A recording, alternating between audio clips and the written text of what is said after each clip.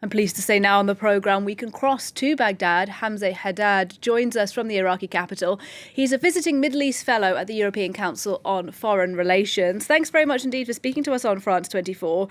Before we come to the regional politics at play here, as you're in Baghdad, tell us how closely Iraqi people are following this summit and what it is that they now want to happen. I mean, I don't think many expect much from the summit because they didn't see much from the last summit that was actually held in Baghdad. So I think Iraqis on the street are waiting to see what comes of it rather than look at it from excitement before. OK, so let's talk about the regional interests that clearly are at play here. Iran has been a big player in Iraq for many years. Is there evidence now with the current government that perhaps that could change?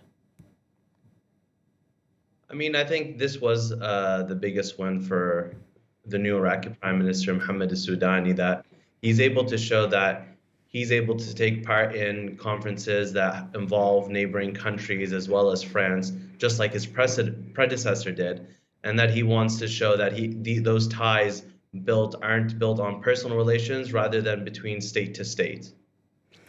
So he's saying his priority is to show that actually Iraq is a player on the regional stage, that it can mediate some of these conflicts between Saudi Arabia and Iran, perhaps, rather than simply being a space where those kinds of proxy battles are played out. Is that what you're saying?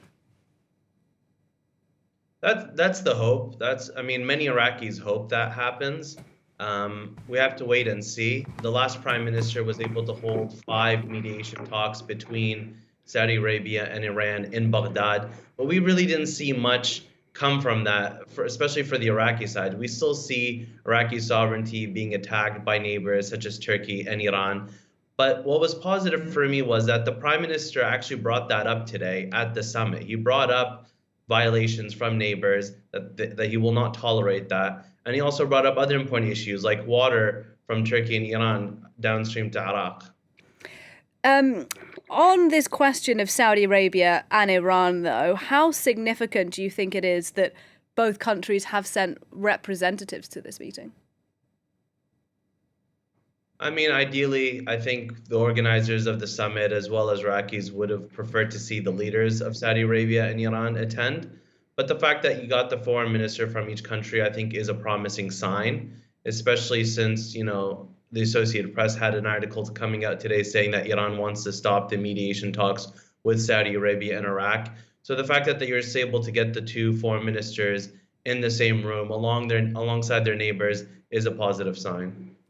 What do you make of the role of the French President, Emmanuel Macron? Because he has tried to play a bigger and bigger role in Middle Eastern politics, hasn't he? We saw that particularly in Lebanon. He was one of the co-founders of this Baghdad summit. So what do you think he's trying to achieve, and what do Iraqis make, if anything, of his role in this? Well, from the Iraqi perspective, I think it's promising that the French president pushed to have this second summit despite a new government in Iraq. A lot of fear was that this was being built on personal ties with the previous prime minister.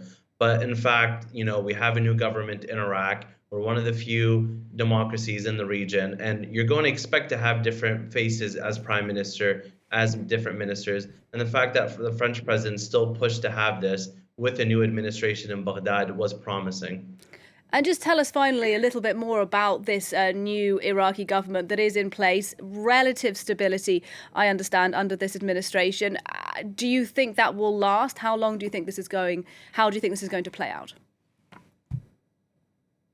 At the moment, there's a lot of oil revenue coming in. We're expected to have a massive budget for 2023. So in the short term, it is calm and stable, but how much long-term thinking is being put in is yet to be seen.